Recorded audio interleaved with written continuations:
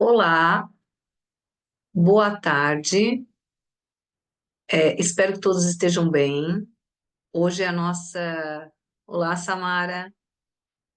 Hoje é a nossa quarta e última web aula, né, da nossa disciplina de psicologia, liderança e comportamento nas organizações.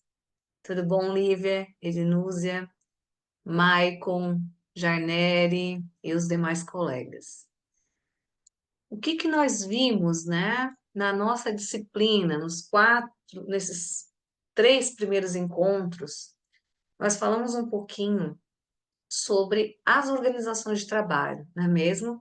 E dentro dessas organizações de trabalho que eu e que vocês estão atuando, ou já atuaram, ou virão atuar, sendo elas públicas, privadas, ou até mesmo do terceiro setor, como os institutos, as ONGs, todas essas organizações, elas são conduzidas por quem? Pelos líderes, né? Aquelas pessoas que estão em cargo de gestão, que pode ser de supervisor, que pode ser de coordenador, gerente, diretor, superintendente e assim sucessivamente. E esses gestores, eles coordenam os grupos de trabalho, né? Então é importante a gente entender que essa organização que nós atuamos, do primeiro, do segundo, do terceiro setor, ela é composta, não é mesmo, por uma estrutura no qual vão ter pessoas fazendo a gestão dos grupos de trabalho, né, que estão dentro daquela instituição, que tem como propósito levar um produto ou um serviço para a comunidade. Lembrando que nessa instituição nós vimos o quão importante, então, a gestão, falamos um pouco sobre os conceitos, né, de gestão, de líderes, de chefes, falamos também sobre grupos de trabalho, equipes de trabalho, como abordamos, né, como que ocorre, né, a estrutura do setor de gestão de pessoas. Esse setor é composto, né, por 6 subsistemas, que a gente já destacou nos encontros anteriores, um subsistema que é de agregar pessoas, que é de buscar os talentos para a organização, por meio do recrutamento, seleção, não é mesmo? Falamos do processo de aplicar, que envolve a descrição de cargos, a avaliação de desempenho. Falamos do processo do quê? Né, o processo de recompensar essas pessoas, eu, vocês, independente do cargo que tenhamos dentro dessas instituições, nós temos que ser recompensados pelo trabalho que realizamos ali, né, que no final vai levar um produto e um serviço com qualidade para a comunidade. E essa recompensa, ela vem por meio de uma remuneração, por meio de benefícios. Nós temos o processo de desenvolver as pessoas. Então, no processo de desenvolver pessoas, nós vamos falar do quê? De treinamento, de desenvolvimento, de comunicação.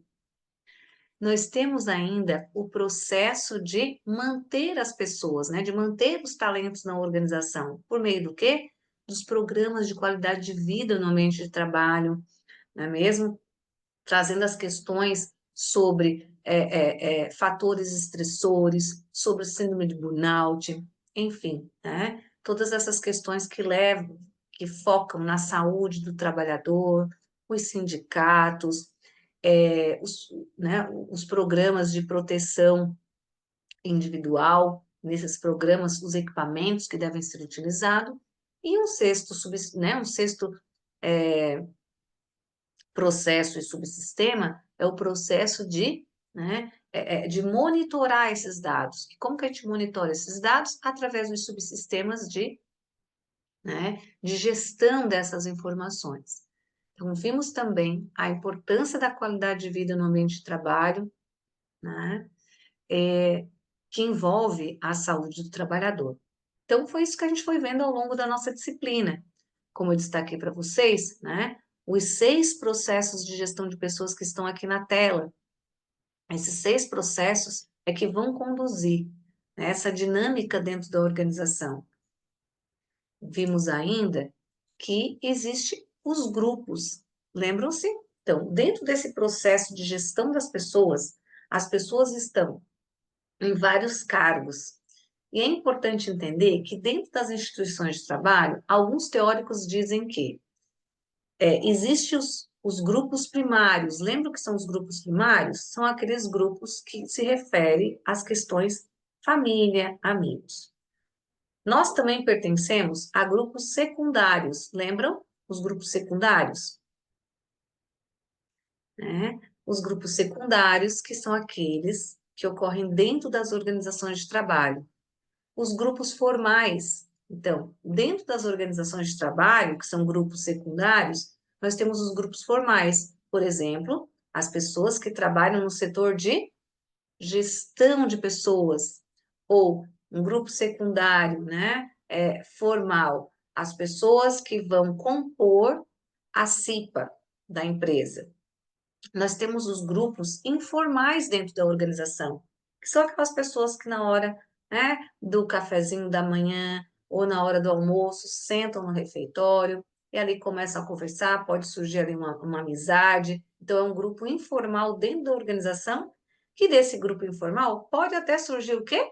Um grupo primário, como nós falamos no nosso encontro, lá no primeiro encontro, ou isso pode ter sido com um de vocês, ou com algum amigo, né, ou algum familiar, de pessoas que se conhecem dentro da empresa, de uma forma, né, estão lá dentro da empresa, se conhecem na hora no refeitório, e de um grupo informal dentro da empresa, essas pessoas podem vir, né, a se casar, ou podem, né, serem padrinhos de casamento de um colega de trabalho, ou se tornarem padrinhos, né, dos filhos. Nós temos os grupos homogêneos, que são, o que que são os grupos homogêneos? Né? Os grupos homogêneos, os grupos heterogêneos.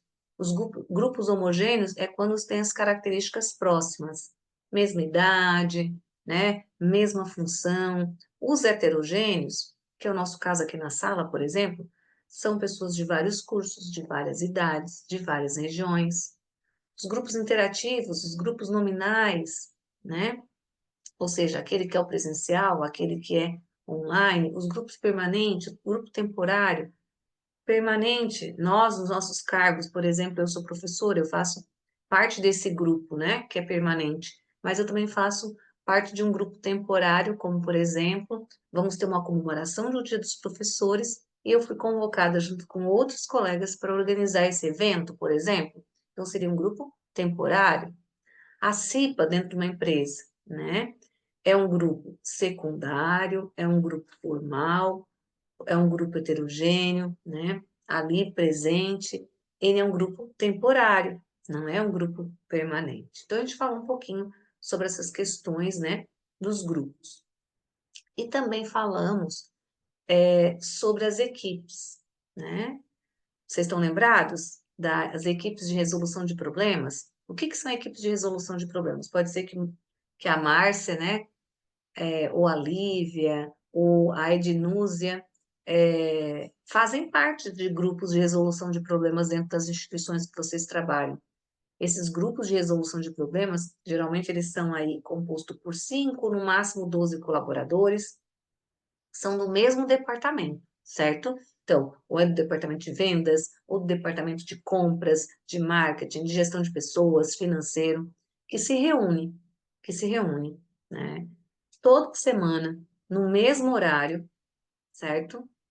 No mesmo horário, 1 ou 2 horas, para pensar em melhorias, né? Em melhorias no produto, nos serviços, no fluxos daquele setor.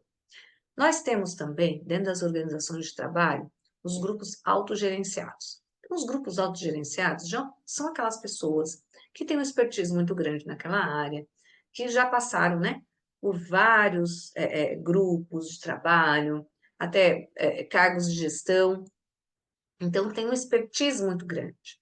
Esses grupos, eles são compostos por pessoas, né, por 10, no máximo 15 membros, que trabalham, né, muito relacionado, mas eles são interdependentes de outros setores, porque eles assumem muito essa responsabilidade. Nós temos também os grupos multifuncionais, certo? Que é formado por quê? Por colaboradores de níveis hierárquicos diferentes. Então, por exemplo, pode ter uma pessoa do setor de marketing, de vendas, administrativo, né? Que se reúne, certo? Porque eles têm uma força-tarefa, eles têm algo que precisa ser resolvido e eles foram convocados, né? Eles foram selecionados porque eles têm um perfil, eles têm um expertise para aquela força-tarefa, para aquele problema que nós temos e eles é que vão buscar, né? Ou vão nos apresentar uma solução. E nós temos os grupos virtuais que usam-se da tecnologia, não é mesmo? E isso se solidificou muito nos últimos tempos e que a gente vem utilizando muito dessa ferramenta. Ok, pessoal? É só para a gente relembrar um pouquinho o que nós vimos ao longo da nossa disciplina. Tá tranquilo até aqui? E aí, falar né, de grupos de trabalho nessas instituições públicas, privadas ou do terceiro setor, as ONGs, os institutos, é importante que a gente também entenda né, que esses grupos de trabalho, essas equipes de trabalho, têm ali uma liderança. E que os líderes do século XXI têm que ser pessoas com muita flexibilidade cognitiva, né, com muita inteligência emocional. Por quê? Nós vivemos, é claro que ao longo né, do desenvolvimento da nossa sociedade, ao longo da primeira, da segunda, da terceira e agora, né, da quarta revolução industrial, as mudanças ocorrem. Porém, nos últimos tempos, as mudanças têm sido mais aceleradas. Então, é de suma importância que, né, que os gestores tenham essa clareza de que as mudanças no século XXI, na quarta revolução industrial, elas são mais rápidas, né, do que anteriormente, certo?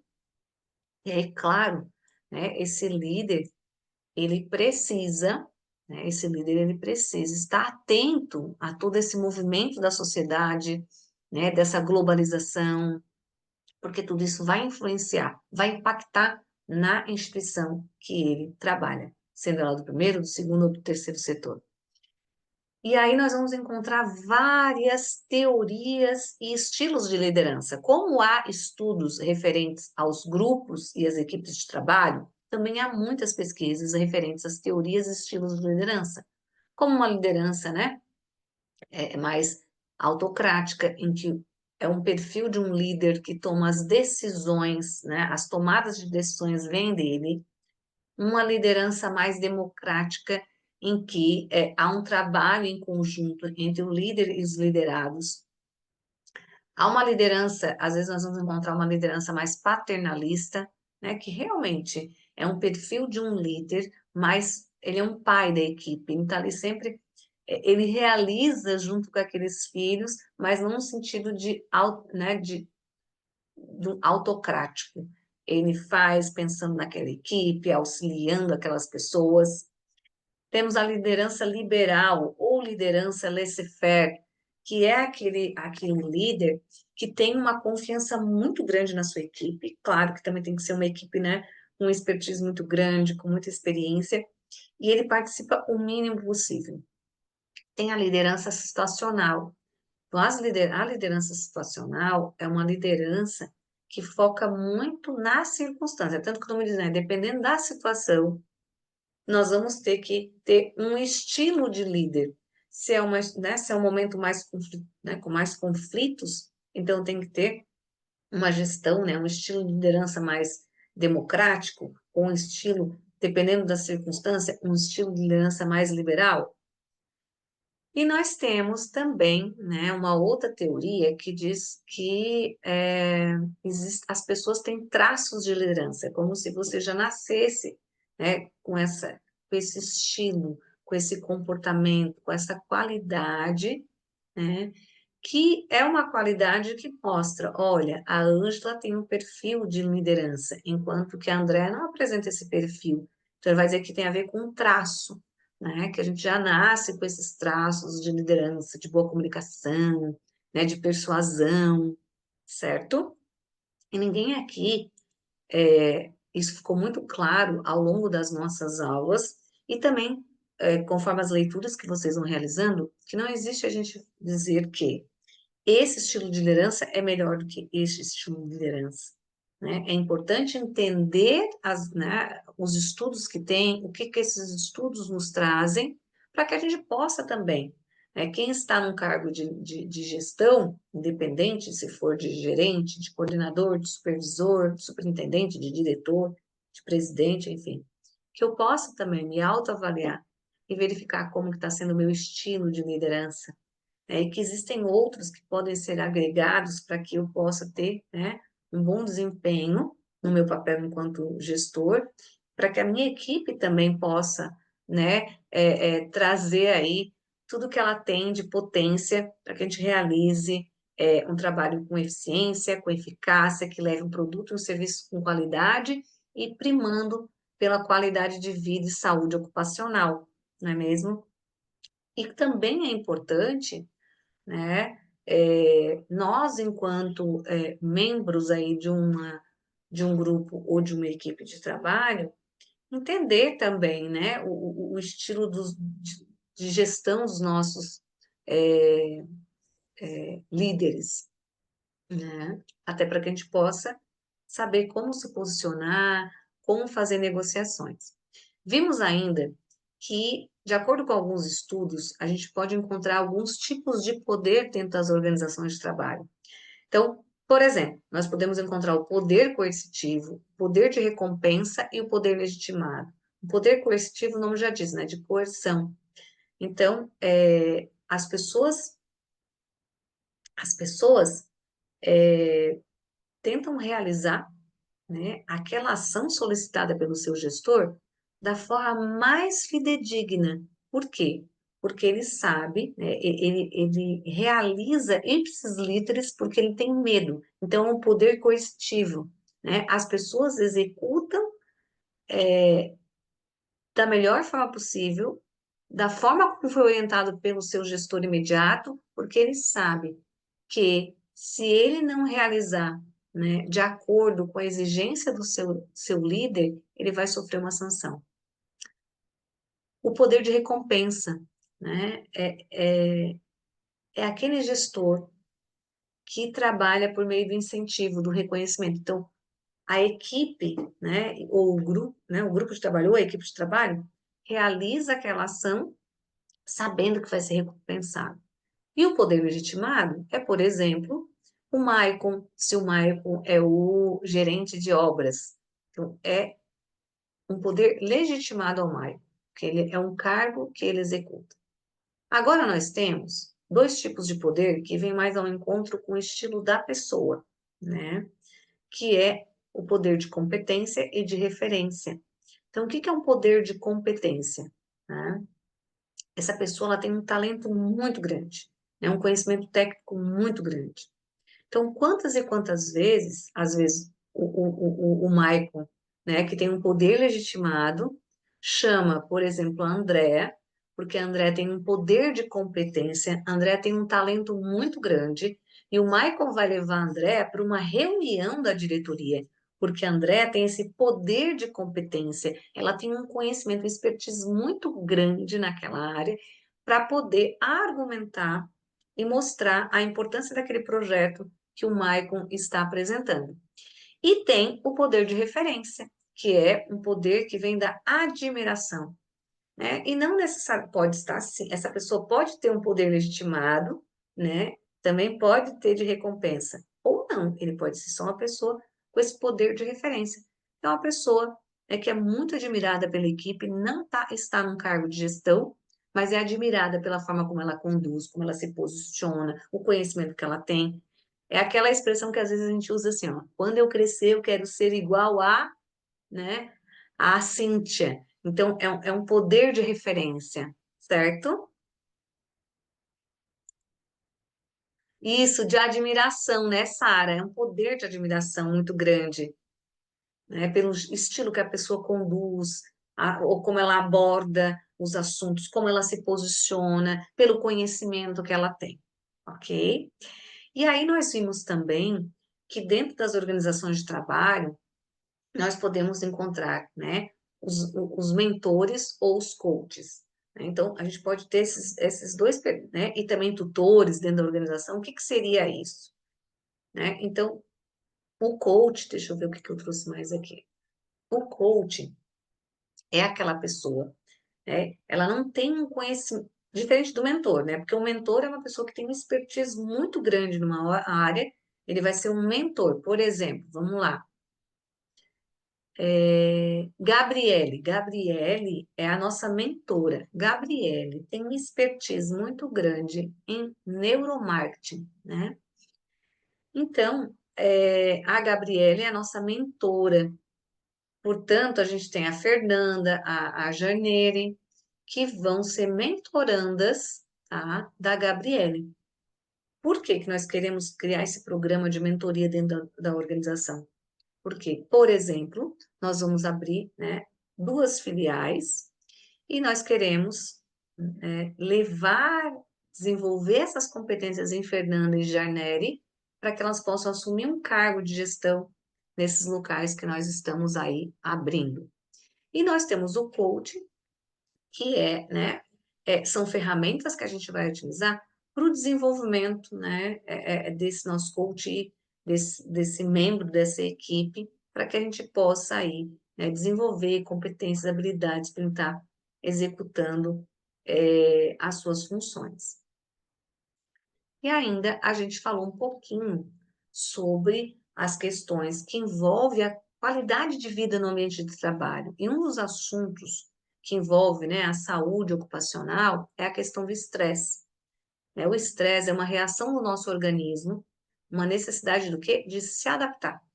E lembrando, né, que o estresse ele pode ser positivo ou negativo. Então, ele é positivo por quê? O que é o estresse? Um sinal de tensão. Então, quando eu estou numa determinada situação que me gera uma tensão, automaticamente, fisiologicamente, eu levo informações para o meu cérebro e lá no sistema nervoso central e periférico, né, vai dizer o quê? O que é um estresse positivo? É aquele que faz você ter uma ação, né? Uma ação que vai trazer um benefício. O que é um estresse negativo? É quando ele traz prejuízo.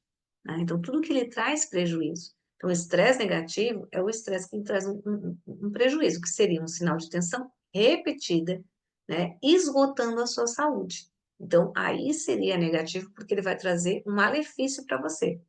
E lembrando que quando a gente fala de estresse, é importante ter clareza que existem 3 fatores que geram estresse, né?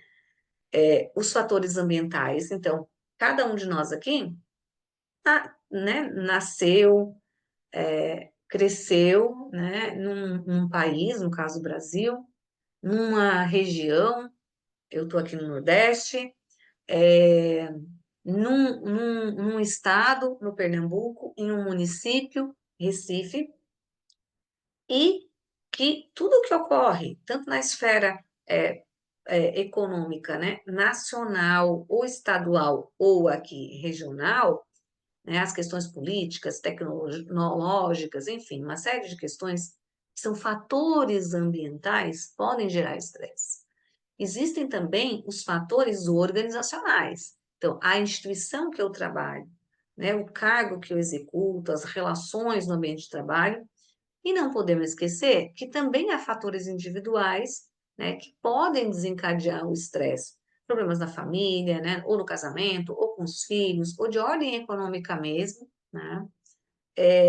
Também personalidade, estilo de personalidade, um luto. Então, há vários fatores que podem, né, causar o estresse, certo? Então, é importante que a gente tenha essa clareza, ok? Então,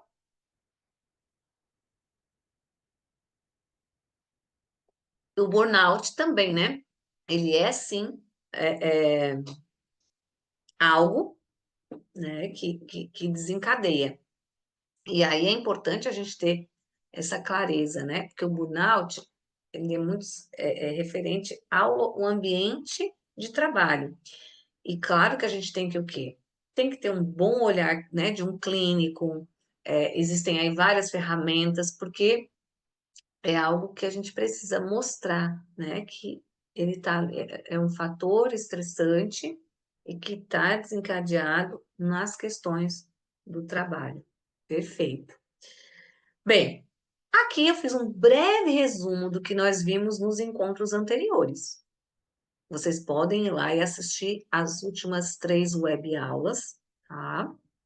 E aqui eu fiz só um aquecimento, né? Eu aqueci aqui um pouquinho, resgatando o que a gente viu. Por quê? Porque hoje eu trouxe para vocês, depois de aquecer um pouquinho aí, né? Relembrar o que nós vimos, eu trouxe algumas questões, eu trouxe 12 questões, tá?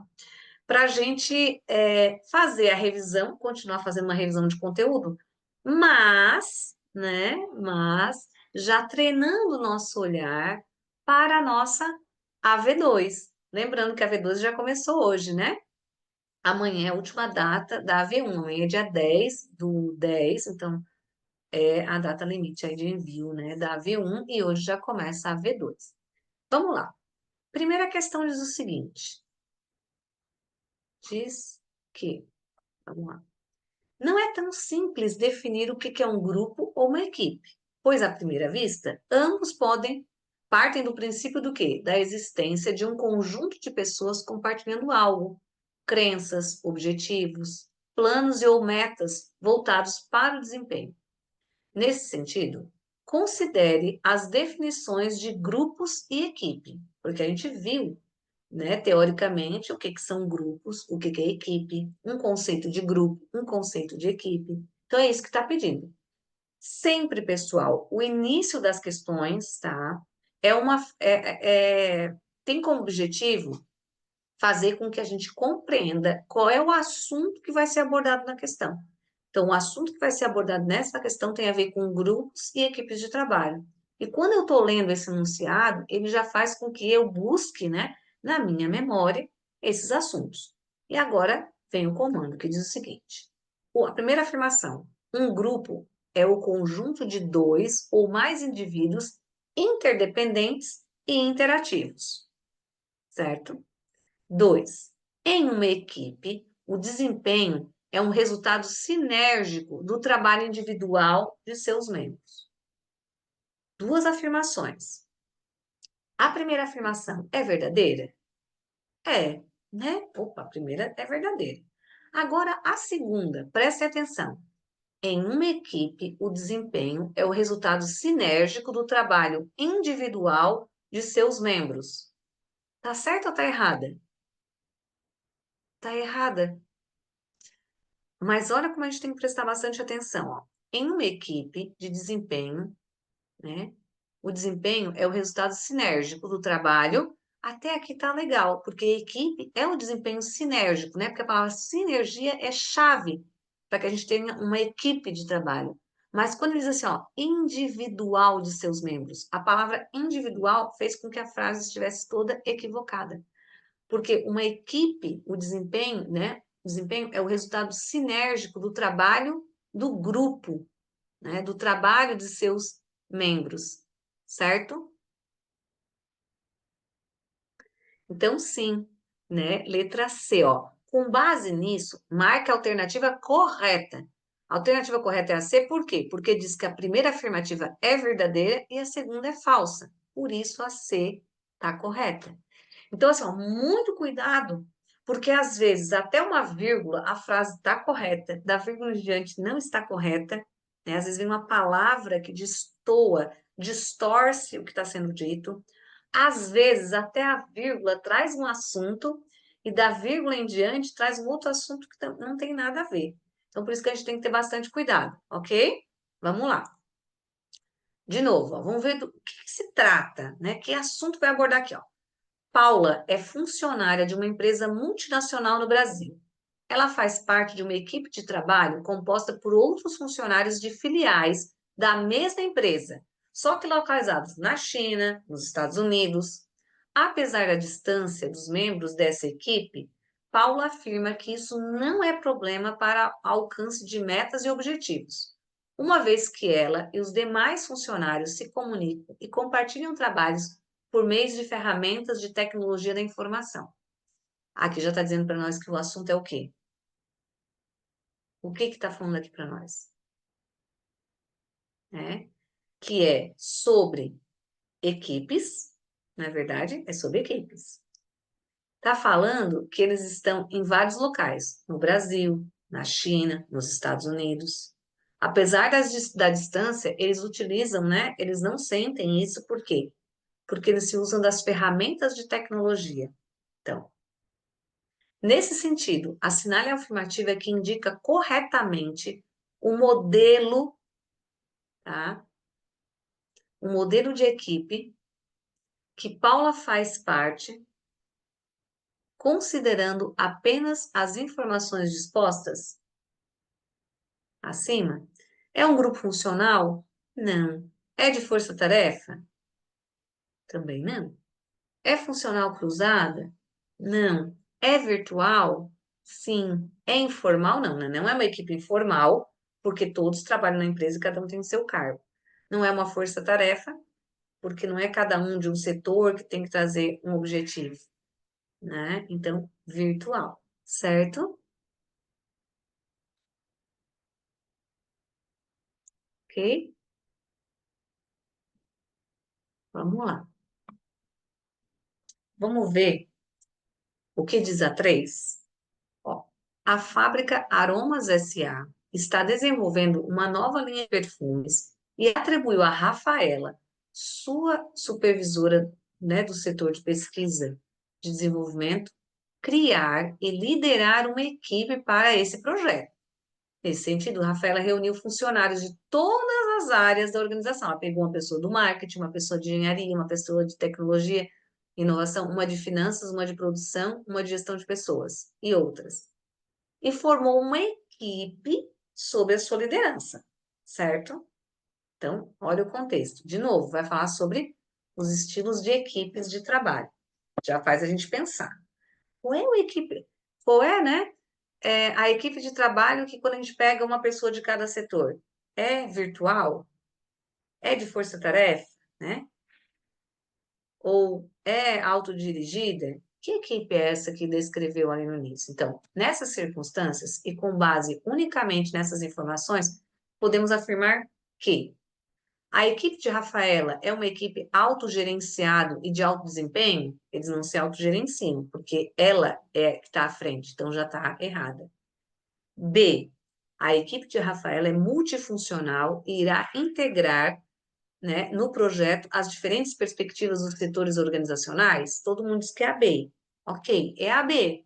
Mas por que que não é a C? Por que que não é a D? E por que que não é a E? Outra coisa que é importante, quando a gente faz a prova, né? Eu tenho certeza que é a C, mas vamos, desculpa, eu tenho certeza que é a B. Mas vamos ler por que que as outras não são? Vamos tirar a prova dos 9? Então vamos lá. Rafaela irá liderar como solucionadora de problemas, é ela que vai ser a solucionadora de problemas, portanto, deve centralizar suas atividades em controlar o comportamento dos liderados? Não, né? Ela não está falando de estilo de liderança, uma liderança autocrática. Rafaela irá precisar de tecnologia de ponta para gerenciar essa equipe, uma vez que essa é um exemplo de equipe virtual? Não, não é um exemplo de equipe virtual. Né? O anterior era, esse não. Por ser uma equipe informal, opa, que já morreu, porque não é uma equipe informal, é uma equipe formal, porque foi criada, né, pegando pessoas de cada um desses setores para a Rafaela coordenar. Então, realmente é a letra B. Ponto. Todo mundo acertou. Seguindo, vamos lá. A palavra chefe muitas vezes soa, né, com uma conotação negativa no ambiente de trabalho. De modo que, na maioria das vezes, é associada à figura de uma pessoa exigente, com um alto nível de cobrança e que é responsável pelas decisões ou pela aprovação das decisões e dos trabalhos realizados por seus subordinados. Já nas organizações pelas suas aptidões de liderança.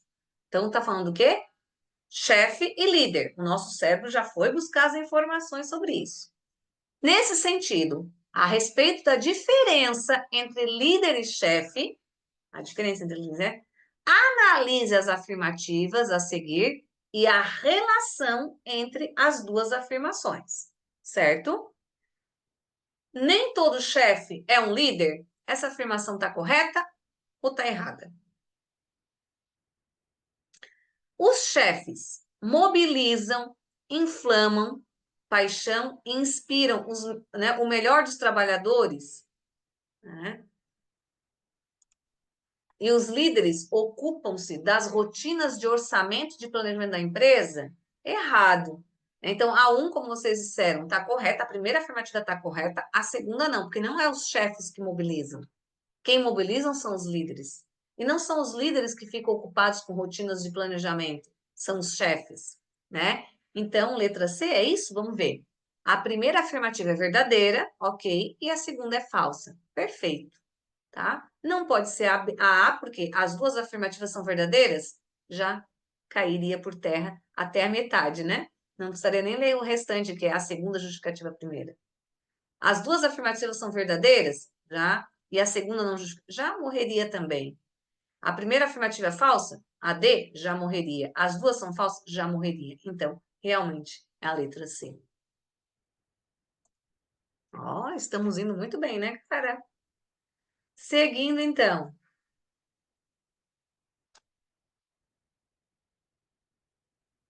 Isso, né, Maria Souza? O importante é no dia da avaliação, tá?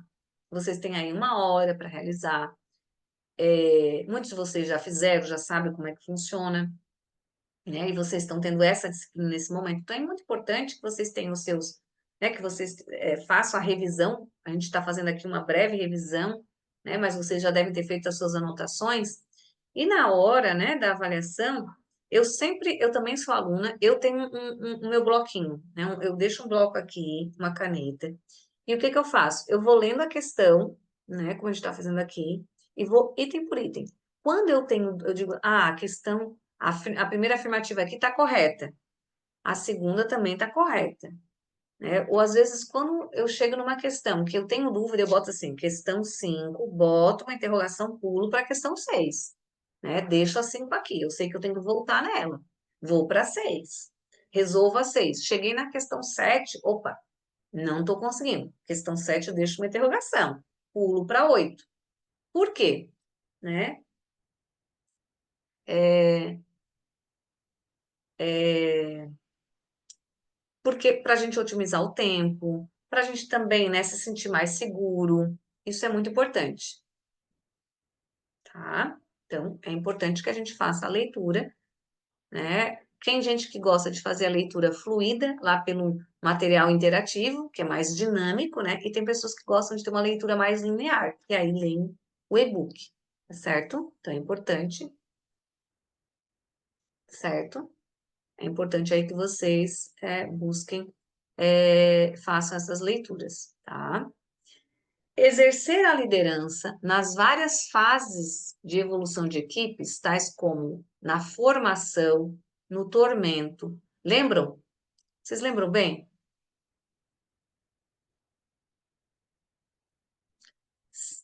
Ah, é bom, né? Fazer os módulos, fazer as atividades, isso é fundamental. É bem importante também. Faz a unidade um e faz o exercício de autoaprendizagem. É ótimo.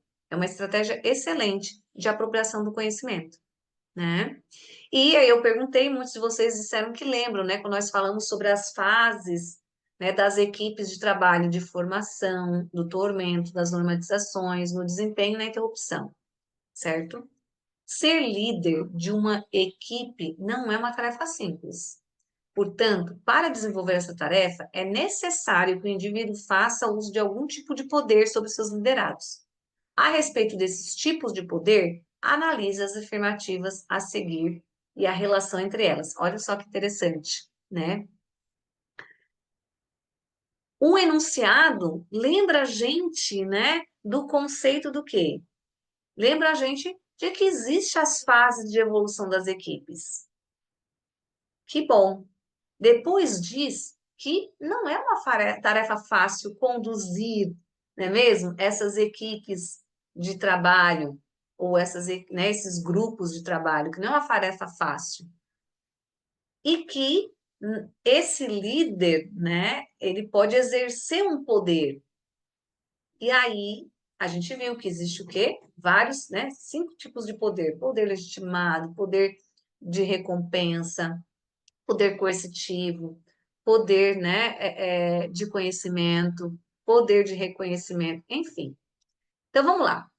Lembramos sobre esses assuntos, diz assim: o poder legítimo origina-se de uma posição administrativa formal? Sim, né? Sim, verdade. Quando uma pessoa é selecionada como supervisora, na maioria dos funcionários entendem que eles são obrigados a seguir a sua direção. É correto afirmar que as duas afirmativas são verdadeiras? São verdadeiras. Mas a segunda não explica corretamente a primeira? Errado, porque a segunda explica muito bem, né? Que um poder legitimado é quando a gente tem uma posição administrativa formal, que pode ser um cargo de quando eu sou selecionada para ser supervisora, e que as pessoas precisam seguir as minhas orientações. Então, a primeira está correta, a segunda está correta, né? Aí não poderia ser a alternativa B, não poderia ser nem a C e nem a D. E vocês estão corretos quando dizem que é a E. As duas afirmativas são verdadeiras e a segunda explica a primeira. Tá? Perfeito, então. Letra E. Questão 6. Questão 6. Vamos lá? O que fala nessa questão 6? Imagine o seguinte cenário. Então, vamos ver o cenário. Argemiro é um líder que se destaca por nascer com características hereditárias de liderança e não pelo proceder ante aos seus liderados. São características do comportamento de Argemiro, de orientação para a eficiência, preocupação com as consequências, proatividade, autoconfiança, habilidade para fazer as apresentações verbais, conceptualização, raciocínio conceitual.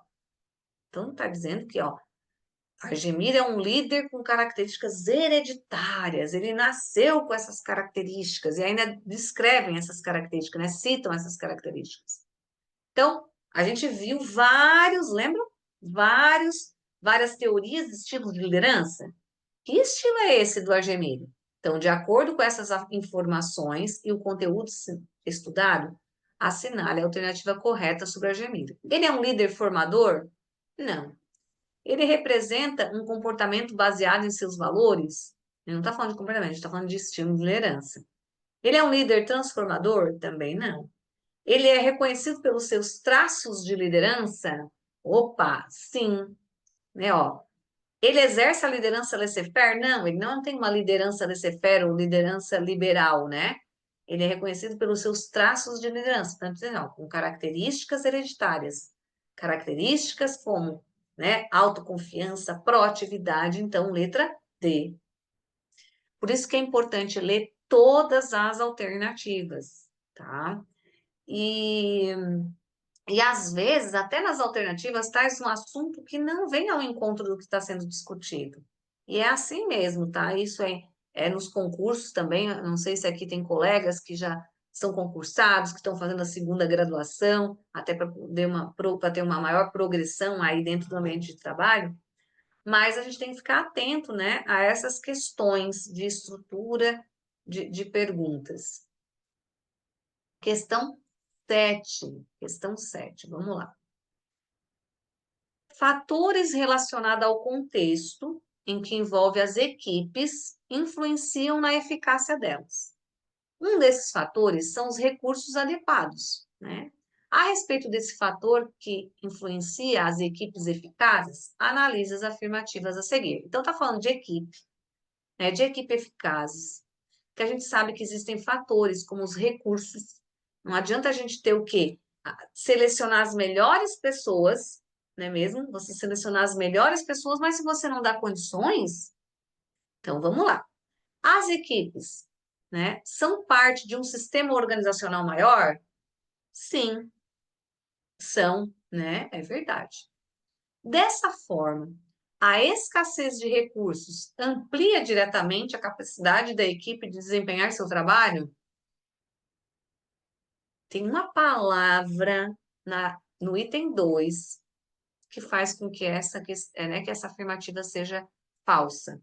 Quando ela diz assim, ó, dessa forma, a escassez de recursos amplia diretamente. A palavra escassez é que distorceu toda a frase.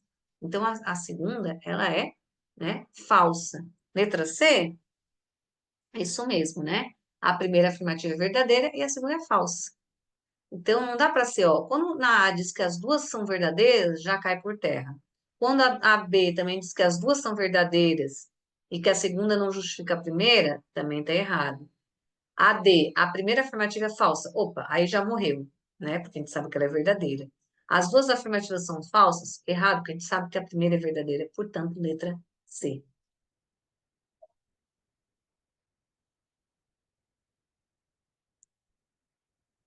Questão 8. Questão 8. As mudanças organizacionais suscitam alterações nas rotinas de trabalho e nas atividades desenvolvidas pelos funcionários.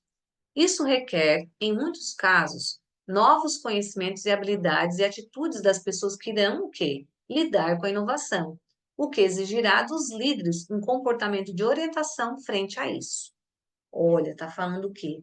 Que existem mudanças, né, nas rotinas de trabalho, que a gente tem que liderar com um pensamento mais inovador. Então, vamos lá. No que se refere ao papel dos líderes no gerenciamento de mudanças, é correto afirmar que, vamos lá, é correto afirmar que não há necessidade de líderes no gerenciamento de mudanças? Oi? Tá? Tinha equivocada, né?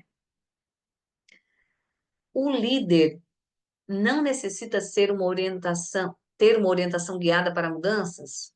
Também está totalmente equivocada.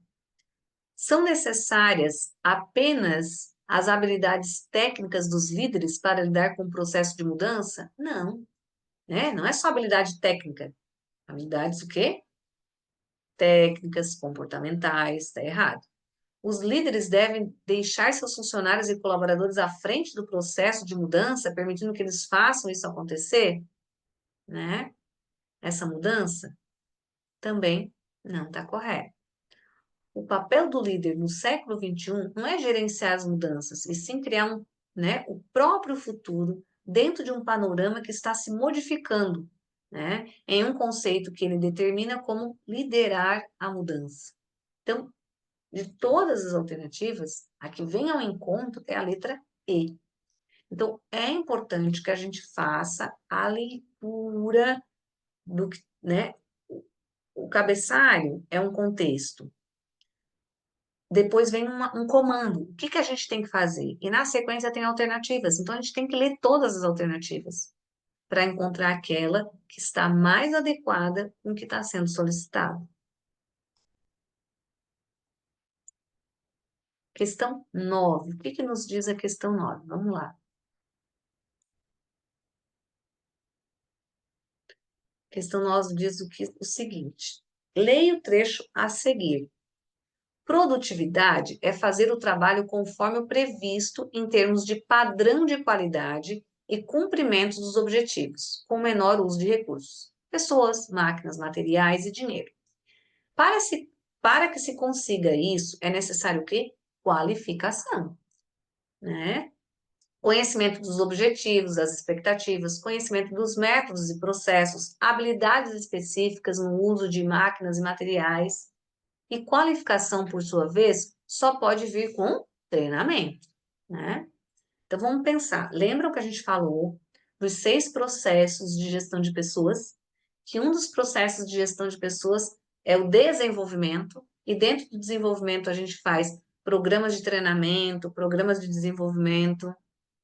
E aí, quando nós falamos, o pessoal já está dizendo aí que é a letra C, né? Tá certo, é a letra C. Mas por que é a letra C? Porque quando nós vimos no encontro anterior, quando a gente fala em treinamento, a gente passa por 4 etapas, né? E assim, ó, no texto produtividade e treinamento estão interligados, sendo o último, o treinamento, um requisito para a qualificação das equipes. O processo de treinamento ele é contínuo, já que as pessoas estão a todo momento em busca de excelência. Então, de acordo com essas informações e com os estudos, né, sobre o processo de treinamento, é correto afirmar que o treinamento é composto por 4 elementos.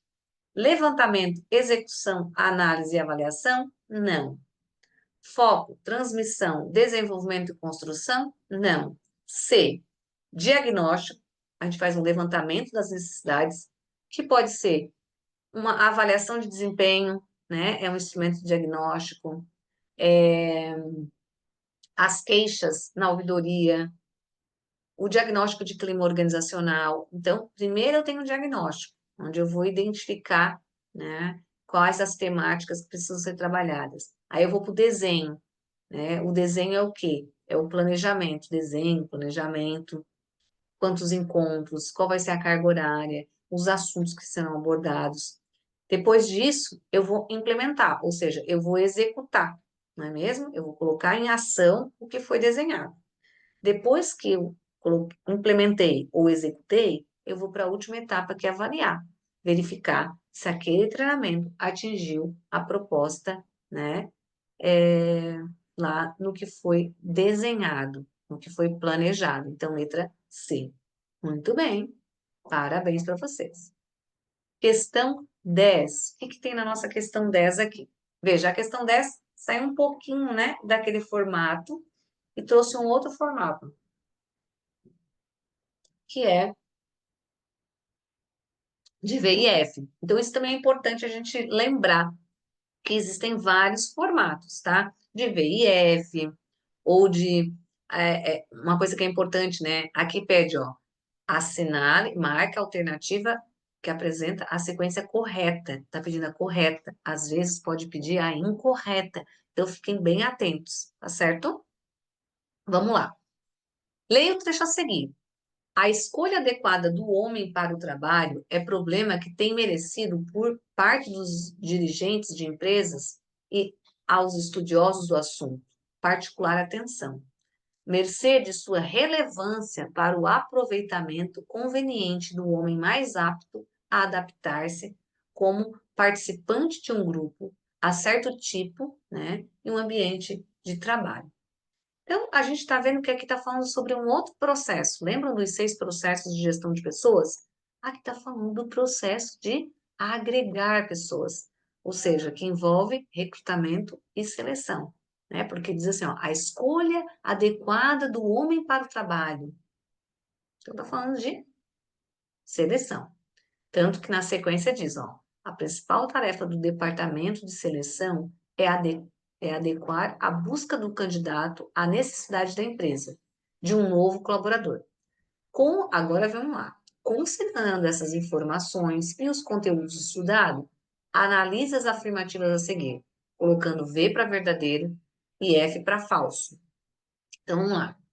Seleção de pessoas se refere à descoberta do novo colaborador no mercado de trabalho? Errado, né? Porque a seleção não é a descoberta no mercado de trabalho. Quem vai no mercado de trabalho por meio de um anúncio no jornal, ou um anúncio na televisão, ou por um edital, é a desculpa, é o recrutamento.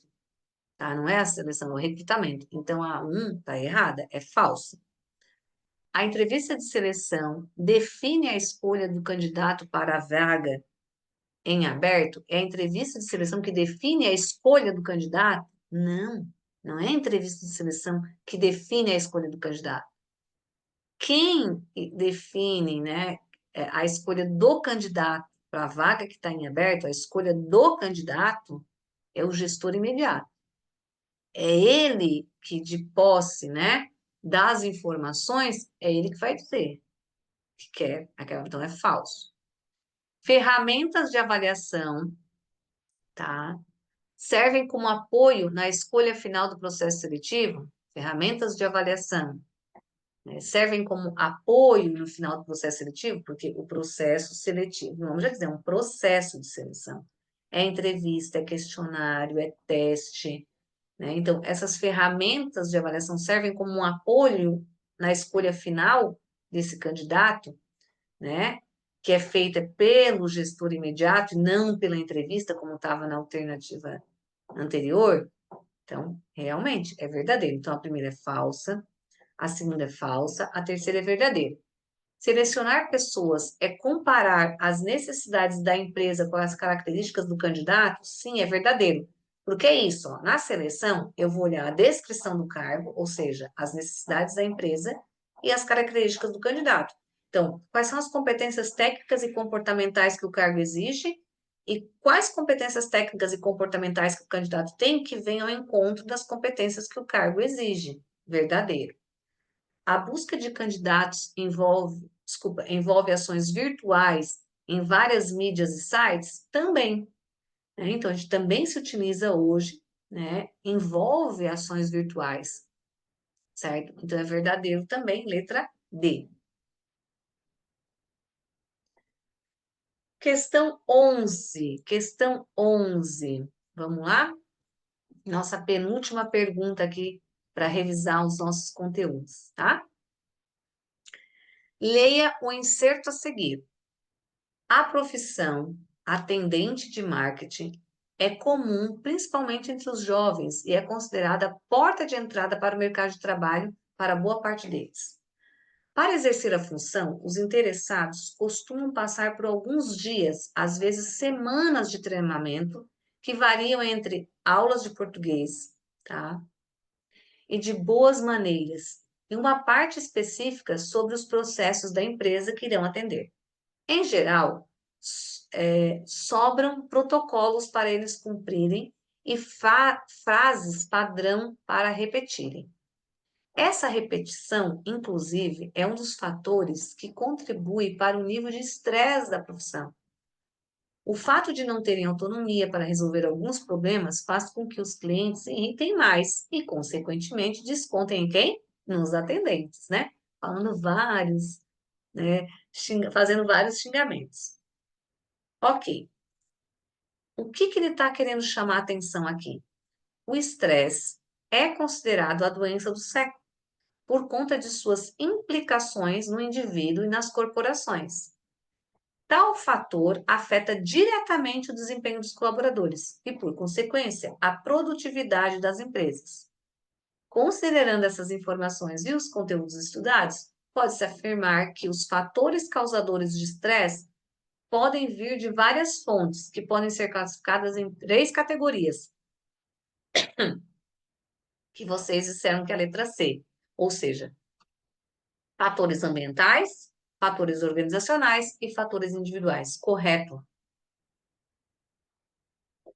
Eu acredito que essa questão vocês jamais vão esquecer, né?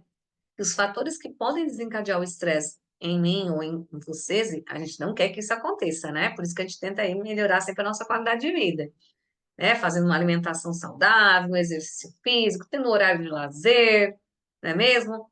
Tá com os amigos, com os familiares, com os pets, com os filhos, enfim, pescando, indo à praia, subindo a serra, né? É importante que a gente, né, tenha esses cuidados, que existem fatores individuais que a gente precisa, né, não prevenir para que eles não se instalem. Existem fatores organizacionais que a gente pode contribuir para que isso não ocorra, mas também tem muitos que fogem, né, da nossa. E também fatores organizacionais, desculpa, fatores ambientais, né? Que a gente, às vezes, não tem como prevenir, mas se a gente está bem, né? Se a gente está bem consolidado, bem alicerçado emocionalmente, a gente também, mesmo com os fatores ambientais, a gente consegue se reorganizar, né? Então, os fatores que podem desencadear o estresse são fatores ambientais, organizacionais e individuais. E a última questão diz o seguinte: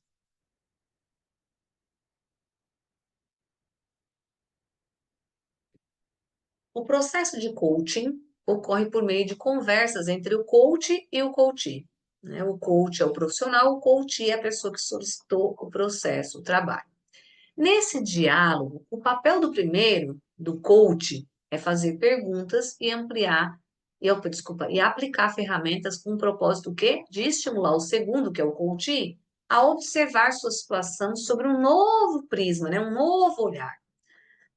A respeito desse processo, né, do coach, analise as afirmações a seguir e a relação entre elas. O coach é o profissional responsável pela aplicação do coaching, enquanto o coach é o indivíduo que passa pelo processo ou ciclo de coaching? Tá certo ou tá errada? Errada, né? É falsa essa. Porque é o contrário. O coach, que é o profissional responsável pela aplicação do coaching, enquanto que o coach é o indivíduo. O processo de coaching foca no aconselhamento, na orientação para aperfeiçoamento de carreira? Sim, né? Então, a primeira é falsa e a segunda é verdadeira. Letra D.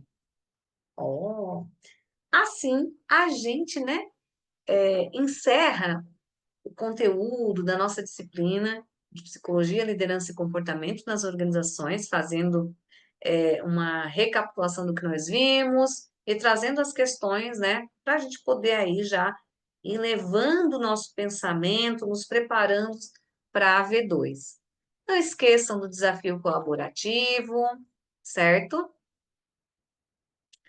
E, claro, a nossa atividade contextualizada. Obrigada, pessoal, pelo feedback de vocês. Mas a aula só é boa porque vocês estão aqui também, né? Trazendo as suas contribuições, fazendo aí essa interação, né?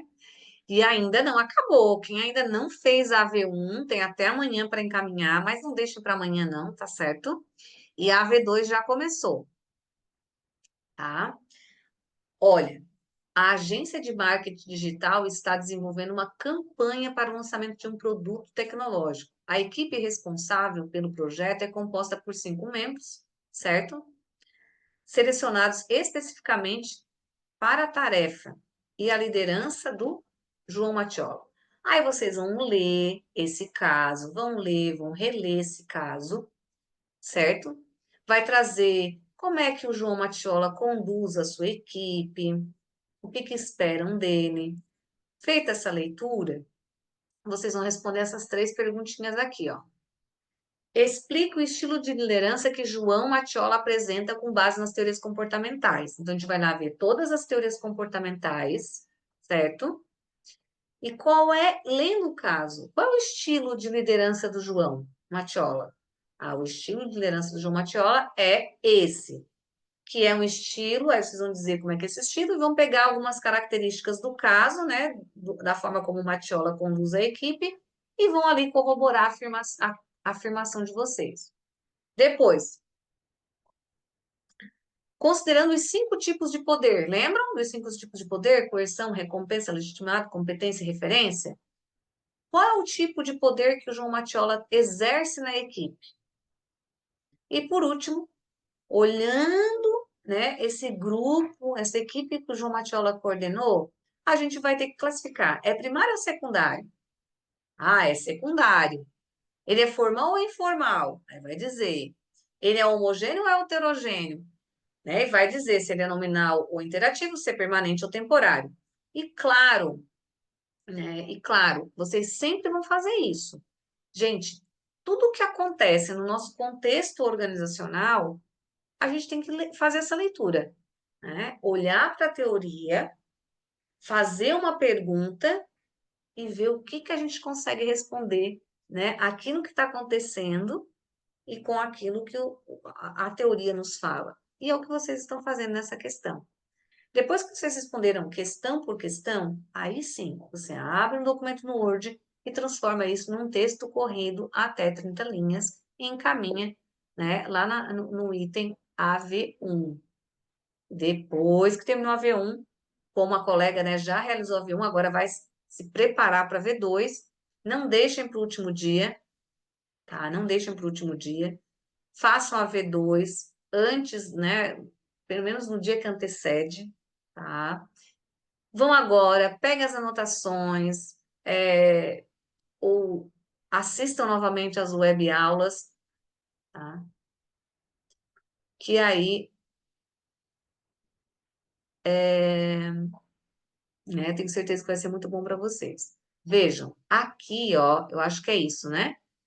Respondam questão por questão, isso é fundamental, né? Ó, a primeira faz com que a gente busque os conhecimentos das teorias comportamentais, veja quais são as teorias comportamentais de liderança, e depois, lendo o caso do João Matiola, qual é a teoria que ele se encontra, né? E você traz as características do Matiola e corrobora com as teorias, com a teoria que você escolheu, trazendo o texto. Depois vai para a segunda questão e depois vai para a terceira questão. No final, o que que a gente faz? A gente pega as três questões e monta uma única resposta, né? Então, de acordo com o estilo de liderança de João Matiola, este corresponde a uma liderança X. Por quê? Essa liderança tem essas e essas características e nós podemos visualizar quando Matiola tem este direcionamento. Quanto ao estilo de poder de Matiola junto à sua equipe de trabalho, o mesmo apresenta um poder X, que é um poder que é disso, disso, disso. Podemos visualizar quando ele fez esses comportamentos. Quanto, né, à classificação do grupo que o Matiola conduz, ele é um grupo X, Y, Z, H, por quê? Aí você vai organizando. Mas lembre-se que quando a gente vai fazer um estudo de caso, a gente vai por perguntas, né? Que é o que a gente fez aqui. Essa atividade está treinando vocês a ter um olhar sobre o estudo de caso, né? Então, o estudo de caso a gente sempre parte por perguntas, tá? Então, aqui tem 3 perguntas. E aí eu vou responder essas perguntas olhando para a teoria e olhando para o caso, certo? Então, lembrando, ó, amanhã, dia 10/10, é a data limite da atividade contextualizada. Hoje, a partir de hoje, dia 9/10 até o dia 16/10, é o período que vocês têm para realizar a AV2. Se você perder a AV2, você pode fazer a segunda chamada, que é um prazo menor, ó, é do dia 17 ao dia 21. E se, somando, né, as notas, e vocês não atingirem a média 7, ficarem com média 4 ou média 6,9, nesse percurso, vocês podem realizar a F, que é do dia 28/10 a dia 31/10. Então, fiquem atentos aí, né, com o cronograma. E aqui está o gabarito, né, das questões que a gente fez, para ficar registrado. E o meu muito obrigada por vocês estarem comigo nesses 4 encontros, tá certo? Espero ter contribuído aí um pouquinho para a formação de vocês. Em breve vocês têm, então, essa web aula gravada, bem como o material que eu utilizei aqui para conduzir o nosso encontro. Desejo, do fundo do meu coração, muito sucesso para vocês, tá? Façam, façam com bastante calma as atividades, ok? Com bastante calma. Obrigada, Fernanda. Obrigada a todos, né, pelo feedback que vocês me dão, tá? Então, que tenhamos, né? Que tenhamos, já estamos aí com o pé em 2025. Caso a gente não se veja, né, mais um feliz 2025 para todos nós, tá? Um grande abraço e sucesso aí nas avaliações. Tchau!